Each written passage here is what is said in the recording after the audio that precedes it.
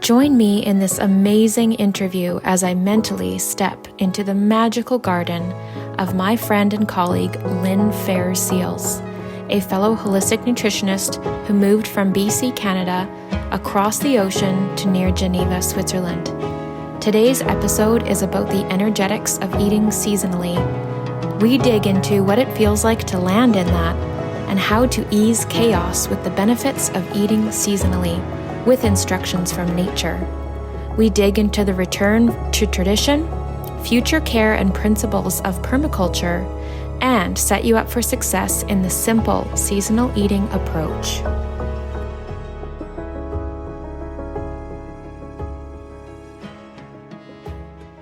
Okay, Lynne, I have Lynne with me today, and we're so excited to be meeting online. We are so far away from each other, but we're so close. We're like sisters, and we have sort of followed each other on this path for so long. And I'm really excited to be able to dig in with you today about eating seasonally. I know that permaculture and spirit medicine work is in addition to all of your, helping people with their nutrition businesses and your coaching business as well. Like, you have so much on the go. And I know that there was like 300 topics we could have dig into today, but tell me what your thoughts and focus are for people and the importance in their life for eating seasonally. Yeah, it's a great question. Well, first of all, I have to say thanks for having me on the podcast. And I'll speak to a little bit the fact that we've never actually met in person. I know. It's just crazy. Blows my mind. But yes, you're right. Every time we chat, it feels like you're just talking to an old friend. Mm-hmm. And I love that about you. So thanks for starting that off. But to answer your question, yeah, it really, I think it started at the moment I started digging into eating well for my body and trying to feel better. I came to realize that, what we ate really did truly affect our body. And then once I started figuring out, okay, well, we need good food for that. Where does good food come from? Where does nutritious food come from? And so raising kids, you have to start asking this question: where am I going to nourish my family? And with what and why and how? And I think it just kind of bloomed from there. Mm-hmm. When did you get into permaculture as part of your practice, or did that precede it? It's funny. I think about this a lot. I have always thought, I started as a nutritionist. But when I think back to when I was little, I grew up on Vancouver Island, right next to the ocean, in the forest, playing around in the dirt all the time, going out into the water, even though it was freezing cold. Like, I grew up in nature. And I always thought that I started loving gardening and the idea of permaculture when I first started learning about nutrition. But I remember all of those parts of it, and biology's always played a huge role in my interests. And so nutrition, I was very much sure that that was going to fill that biology need, or that understanding of sciences that I needed, because I wanted to be a marine biologist, obviously growing up on Vancouver Island. Wow. Next to the ocean. I thought that would actually feed my, that need for that education, let's say. Mm-hmm. But I've always gardened, and I've always wanted that connection with nature. And so when I started digging into nutrition and going to the Canadian School of Natural Nutrition, obviously we start diving into where the food comes from, how it's grown, what big ag is, some of the more cultural aspects of food, eating together, the importance of slowing down in eating. And that part of nutrition always fascinated me, or that part of understanding our environment always fascinated me. And so when I graduated, I had helped working in the holistic culinary classes, learning about fermentation, and I wanted good quality food. And so obviously going to the farmer's market, going to the local gardens and seeing what they were doing to build this culture around food or keep culture around food. Yeah. Um, yeah, I don't know if that answers your question wholly, but it really started when I was little and I didn't realize the importance of how deeply it was rooted in me until probably 5 years ago. So I started teaching permaculture at the Canadian School of Natural Nutrition. And that was really the surface of it. And I've been taking a certification for the last couple of years through the Permaculture Student Online, I think it's called, through Matt Oh, Powers' course in the States. And yeah, I realize now that I'm meant to be outside and I'm meant to be in nature and I'm meant to be building community. And I think something important to say about permaculture is that for those who don't know much about it, a lot of people meet it with the idea that it's just a method of gardening, just a way of building your garden. But permaculture is really three key principles, and that's earth care, people care, and future care. And a lot of these principles are rooted obviously in different sciences and philosophies, but they really speak to a lot of indigenous practices too. And they're things that culturally we've lost. right. Moving to Europe has shown me especially how much Western culture, and I'm definitely in a very Western European country. I'm not going to deny that, but culture is still very evident here. Mm-hmm. There's still a very proud people of the fact that they have good raw milk in a vending machine next to the cafe downtown, like I I told you love that. about last Yeah. last Like, time. tell me more about Switzerland, Lynn. The farms are still very much alive here. The farmers are Yeah. very, very prominent in society. And so it really started getting me thinking so much more about what nutrition means and what Yeah. permaculture means and what the importance of nature, really. Mm-hmm. I love that. I love when you talked about the three key principles because it really reminded me of like, yoga. Like people are like, oh, I love yoga, but they really just mean going to the pose class. Hmm. As like this entire life framework. And it's kind of reminding me of that. It's like permaculture isn't just gardening. It's a way of life and a way of placing yourself within nature as part of your life practices. Exactly. And I think yoga helped me realize that too, is that there's this way of life to live morally and with values and thinking about and being conscious of everything around you, humans, life, energy, whatever it is. And so it's not just about planting and having things in rows. Mm. It's so much more than that. It's such a diverse uh, like there's so many things we can include in permaculture, Yeah. and it's so much more than what we think it is.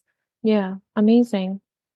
What's your favorite things to grow? What feels good for you when you're seeding and working on and then harvesting?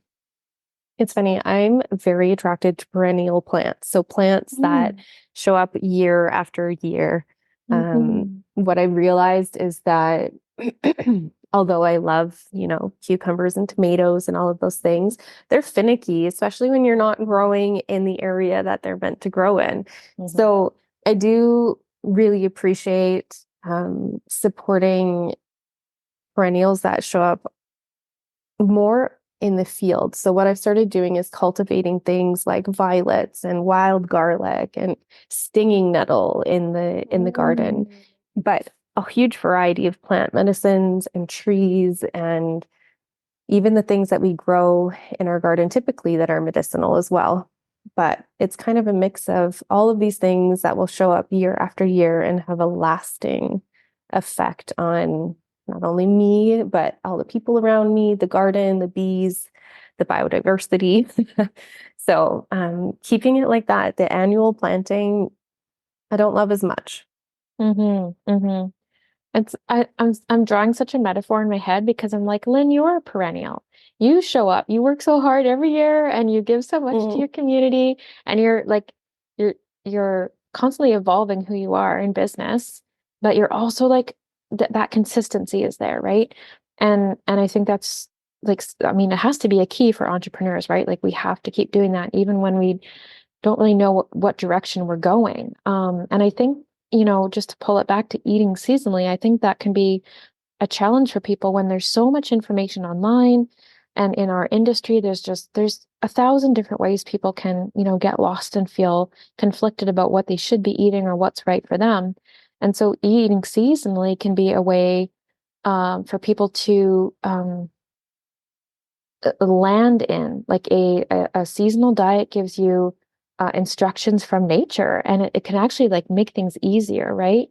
So obviously my seasonal diet here in BC is going to be different from yours in Switzerland, but the cool thing is that we can both do it, and yours is going to look completely different from mine, but we're still both doing it.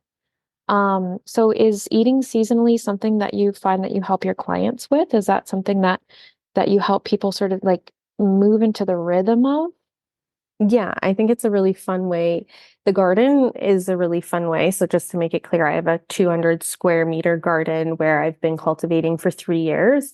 And not only is it super fun to watch the evolution, but it's such an easy entry point for people to get excited about their food because you can get in there with all five senses, right? You can taste, you can smell, you can touch, you feel everything. And instead of going at somebody being like, oh, you need to work on your nutrition, da da da da da, you can go in there with, come hang out in my garden, like Yeah. come just experience it for what it is.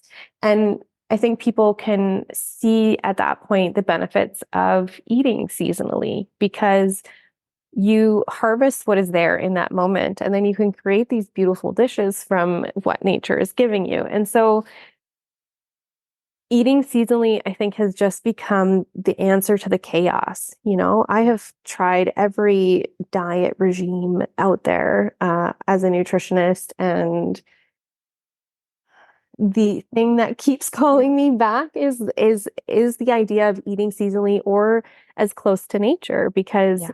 what we don't recognize is that nature gives us exactly what we need in the moment that we need it. All of these supplements or plants that we learn to use in our practice, for example, like plantain and dandelion and cleavers, they all show up in the spring and they're all good at purifying and detoxifying. Mhm. Everything that we need to kind of regenerate and refresh our body in spring is given to us by nature. And another really easy example is, for example, yellow squash in the winter, packed full of vitamins that are good for our immune system right when we need immune support. Um, Lots of, I'm going to make some vegans mad here, but lots of meat and bone broth and things like that in the winter when all of these seasonal things are maybe not available. And so, like you said, even though you're in a different location than I am, um, nature does give us exactly what we need, and it doesn't need to be complicated. Yeah, I, for sure. I I think the problem that and I'm going to go into a little controversial topic here, Bring it but on. yeah, globalism, has made it Mhm. possible to have bananas in the middle of winter and avocados. And the science is now showing that the light energy of the plant that you're bringing creates confusion with your cells and Mhm. doesn't communicate as well actually with the body. And so it doesn't actually have the right frequency or energy to communicate well with the body, which is causing this disease that we're seeing. Mhm. Yeah, that makes so much sense to me. I'm just going to back up a little bit to your last, where you're talking more about the food in your garden. And I was thinking about, like how many of our medicines today are based on compounds of herbal medicines from like, medicine people in England or, right, like medicine people across the globe had these traditions and they were all based in what nature would provide for us.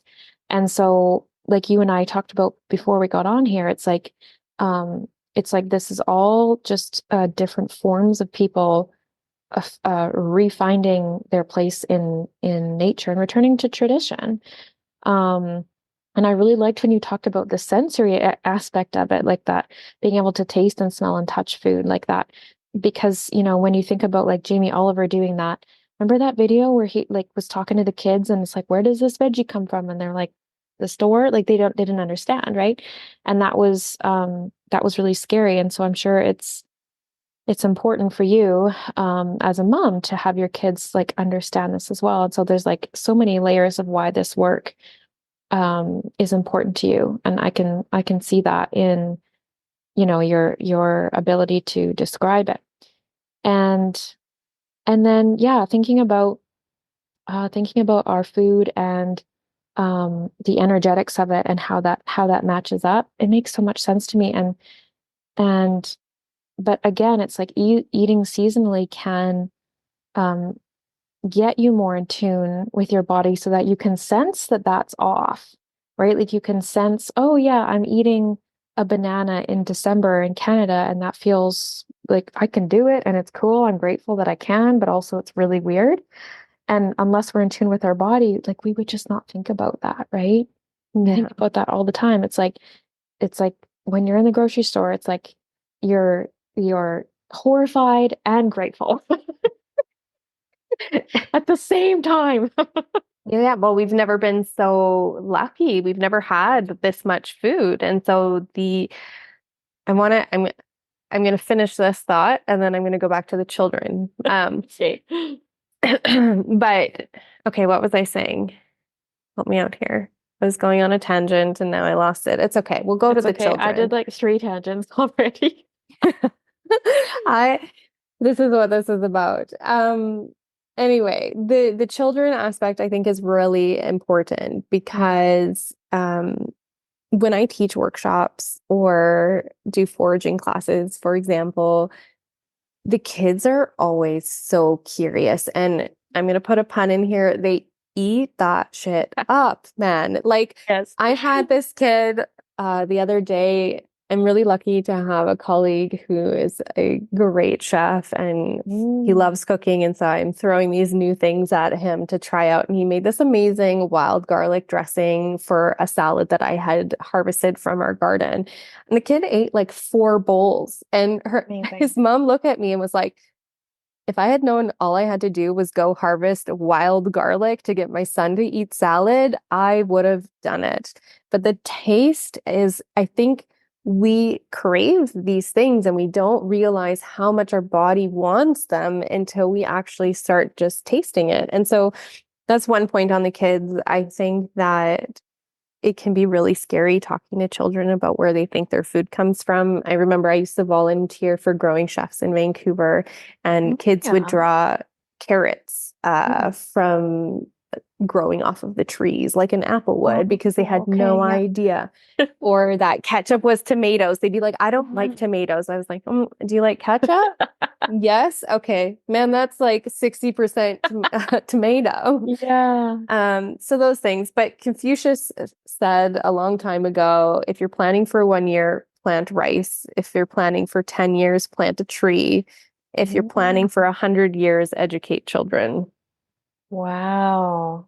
And so Yes. I think that just really hits home on the importance of this future care principle of permaculture is what are we teaching our children today? Are we teaching them to be emotional, strong, independent Mhm. humans, or are we doing them a disfavor by not educating them around the importance of food and being connected to the cycles of nature? Mhm. Yeah, I think that's amazing. I love the story of the kid just like gobbling up all that salad, and the mom's like, "Oh, what?" But like kids know what they want, right? So like he's eating it, and his body's like, "Yes, more, please, more, please." That's such a cool story. So, um, if you are helping people to eat seasonally, what would be one of the first ways that you would sort of start prepping them to think that way? Like, what are some of the tools you might hand them to learn how to do that? Because I think to a lot of people, even for some people, the farmer's market is very foreign. One time I was at the farmer's market, this was many, many years ago when I was still selling kombucha. I was at the farmer's market and obviously everything there is locally grown in the Okanagan. And this guy came up to my table and was like, "Where do I find lemons and bananas?" And he had like a shopping list and he had checked off some of his things, but I'm really sorry, we don't grow those here. Like those don't grow here. And so it's like it's such a learning curve for people to understand what's actually grown where and then when they can access it. And it's such a it's there's a big learning curve there for people. So how do you sort of set them up to get on the right track moving that way? Mm, that's such a good question. I think the first thing I could say is start small. Yeah. I think we take this approach too often to want to know everything at every second very fast. Yeah. But this is an unlearning as much as a learning, right? And so we have a lot of information we kind of have to dump and a lot of information that we kind of have to pick up. And so start small. Um, Find somebody who's educated in something that interests you. It doesn't have to be a nutritionist walking around the grocery store. That could be a great place to start. It could be somebody taking you on a foraging workshop, going on a walk around what's growing locally outside in your backyard that you can eat. Because I think people get super shocked by the amount of free food and nutritious food, usually chemically free. I think people do get shocked by how much is actually out there and what the benefits are. So that's one thing. And then in some capacity, get reconnected with the land. If that means joining a community garden, if that means finding somebody locally who needs help in their garden, whatever it is, start putting your hands back in the soil and understanding how long it takes to grow something. I think one reason that we unfortunately consume so much these days when it comes to food, we have enough food growing. We don't need more. We don't need better methods. We can grow it. We know how to do that. I think the problem is that people don't understand how long it takes to actually grow something. A head of lettuce takes 60 to 90 days to grow. And then you have to plant, and that the way we grow it is kind of repetitive too. You can just harvest from the top. You don't have to pull up the roots, and the importance of why that happens. Anyways, point being is that I really do think getting your hands back in soil and participating in the growing of your food. And then eating seasonally, this is kind of offside on that, but just go outside more.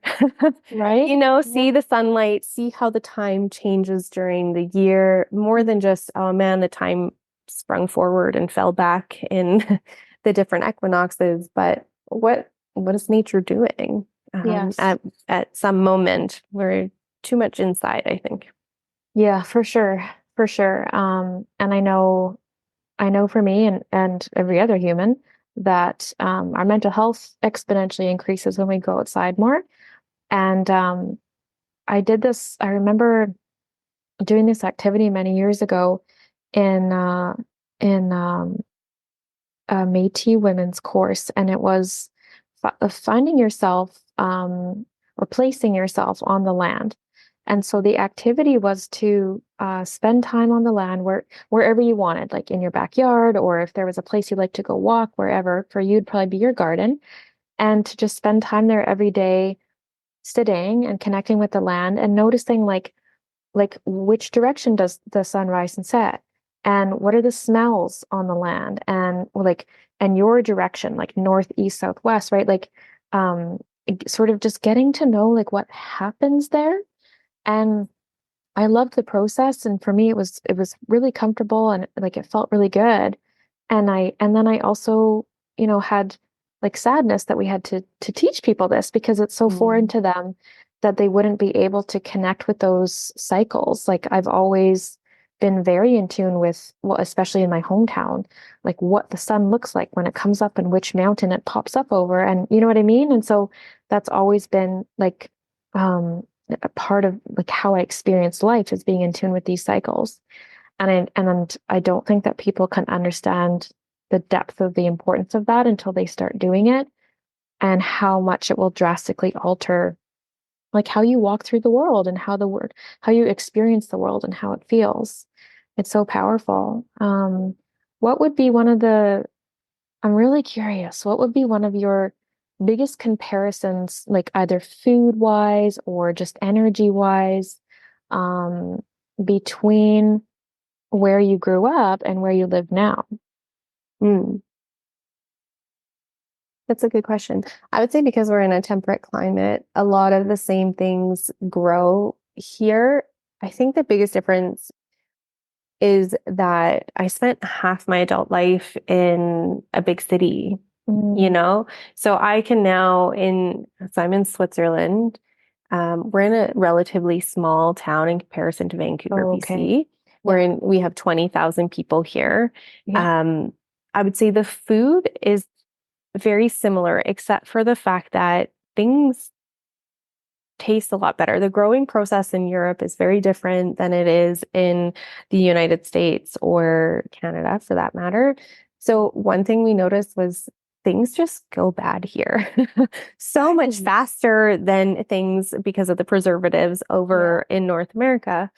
And so, bread goes rock solid. You could literally attack somebody coming into your home with that bread if you needed to. Yeah.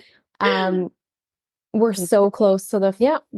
we're so close to the farms as well. We, walk just behind our house and we put a couple backpacks on me and Sean and we'll walk up to the farm and we'll go shop there. There's no pesticides used on it. It tastes fresh because you're buying it right direct from the farmer. Um, and that was the part of like the culture that I was saying is quite different. It's not being shipped hundreds of miles. But more to your point, I think something you were fascinated by was the raw milk vending machine at the near the cafe that we go to. So just down our street, we can get raw milk like for 1 franc 50, which would be probably about 250 Canadian for a liter as froth. And, they tell you to warm it up and pasteurize it, but they don't Right. do it for you. It's Yeah. consumer, Up to you. Yeah. yeah, yeah. Yeah. I think I'm fascinated by that. I mean, obviously for many, many reasons, but the biggest one is like how controversial raw milk is in Canada. And then like I had someone say to me last week, "What do you mean raw milk's illegal?" And I'm like, "What? You didn't know that?" And they're like, so I can like walk into a store and buy a bunch of weed, but I can't get raw milk? Like what?" And I'm like, "No." That's the irony. So it is very interesting. And I understand why certain things are in place, but then when you hear about how other countries are doing it and how their practices are different, you're just like, well, it's just our practices that need tweaking then. It's not that that thing is bad or wrong. It's our Mm. practices around it that just like need to be done in a more conscious way. Well, in So I love education, picturing you guys with your backpacks on, going to get your fresh food every other day. It's such a well, and just, moving to get your food too. We used to actually have to go out and catch our food or go out and forage for our food. And so that would be our exercise. But we've gotten to this point where it's let's stay inside. I'll work out an hour a day. I won't do any of the things that actually feed us on a cellular level, on a like mitochondria level. Mhm. And these are the things that we're missing very much. Yeah. I think about that all the time. I think, man, if the ancestors were in this grocery store, they would just fall to their knees at how incredible this is. Like they're like, huh, you don't have to organize hunts and have everyone on board and everyone's pitching in for weeks and weeks. Like none of that. You just get to walk in and buy it. It's wild. Like it's absolutely wild. It is. and it has a lot of drawbacks. Yeah, that's what I was going to It's say that is like both, what, right? yeah, it's like one extreme to another. Can we find a happy medium where, and this is a question that I ask myself a lot is how do you make this accessible in the manner that we live today? Because it is advanced in comparison to how we lived before. So people are always like, oh, well, you want to just go off and live in the middle of nowhere and be separated from society. Like that's not healthy either. But that's not the point that I'm trying to argue. The point that I'm trying to argue is that there's this middle ground. We don't have to ship our food from thousands of miles away. We can have a more local economy where there's still this cultural piece where we don't have to pitch in the same sense that maybe they would have had to thousands of years ago, but pitch in so that what you do positively affects your neighbor, right? So maybe you grow carrots and he grows tomatoes, or it's a joint effort and not necessarily an over consuming effort, because I do feel like there's so much waste in the grocery store because they have to have the shelves filled with this certain product. When you eat seasonally, you kind of come back to, oh, well, this just isn't available now, and I'm going to pivot and change and be okay with that. And so it's kind of another psychological point to it is, can you go without when you're That's so right. used? Mm-hmm. Yeah. Yeah, that's a challenge for people too, especially with our busy culture and that, take it, get it everywhere. Is that not willpower, self-control, but impulse control and just being able to slow down and say, whoa, whoa, like let's take a second with this. Yeah, I don't get to have that right now. Um, what's one of your favorite seasonal foods that you like? Oh, you're like, I can't wait. It's almost season. All of it. Can I be greedy and just say Yeah, I you honestly can. I love watching the season shift, but there's definitely things that I really look forward to. Stinging nettle is one of them. I really enjoy stinging nettle a lot. Wild garlic too. Strawberries. I have, the cultivated strawberries, but I also have like woodland strawberries mixed in. So you get these, oh, they are like candy. Calendula. I mean, so many of them really I love so much that it's just fun for me to watch things evolve too. And because I've been cultivating the land now for 3 years where I am, watching the plant itself evolve has been just, and reaping the harvest from it, there's nothing more rewarding than that, to be honest. To be able to say, hey, I grew this either from propagating it from a wild plant that I found and it's now producing this abundance for me. It's magical. Yeah, for sure.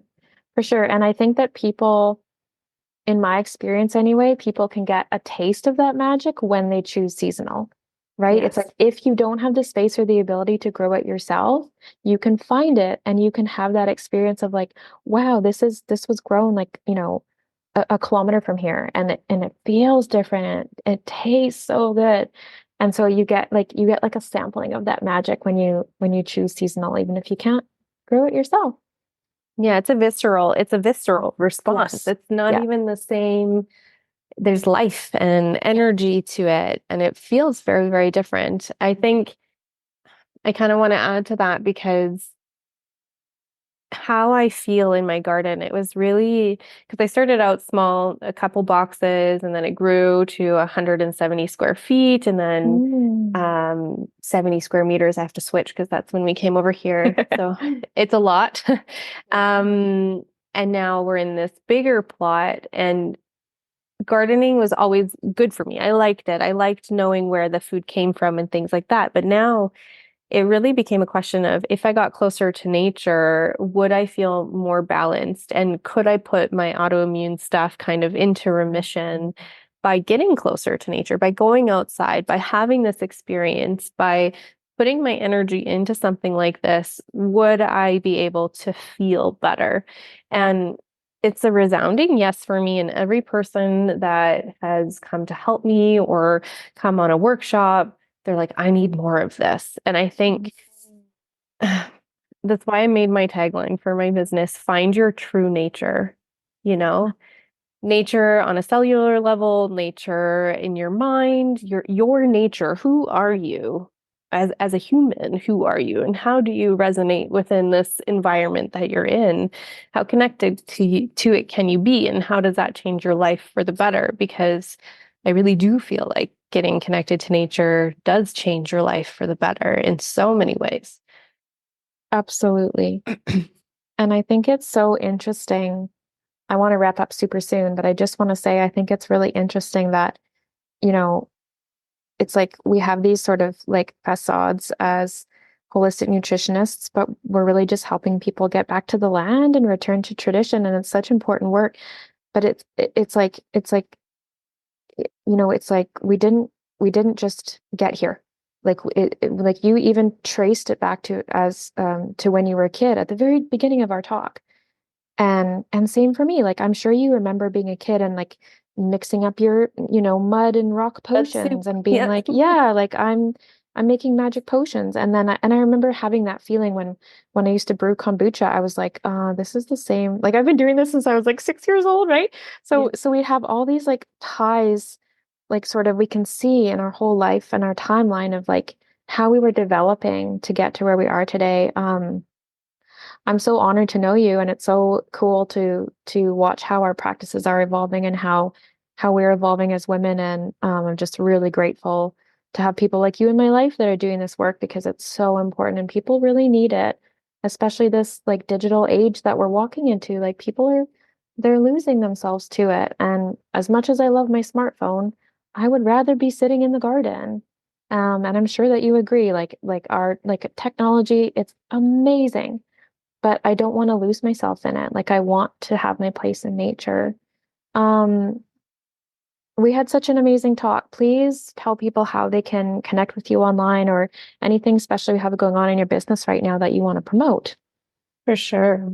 Well, thanks for having me. And I have to say, yes, it's nice to have people like you who can understand what I'm saying and really feel it too, because Yeah. sometimes it can be a really lonely space sometimes, but not because it's a bad thing. It's just that, because we are seeing more and more people get lost to these digital devices, and technology is amazing. It can have a good benefit, but we need to stay true to who we are too.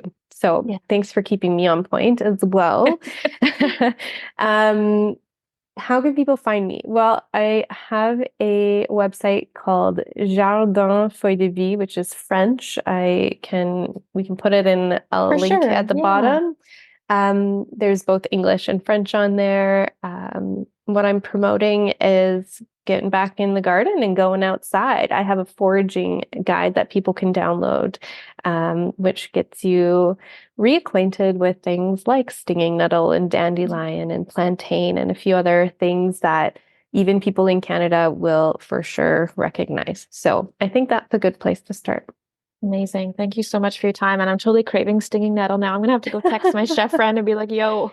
Yeah, where do I Yeah, find man. this? Give me the goods. Yeah. Thanks for listening. You can find me online at www.rainadonlutz.com.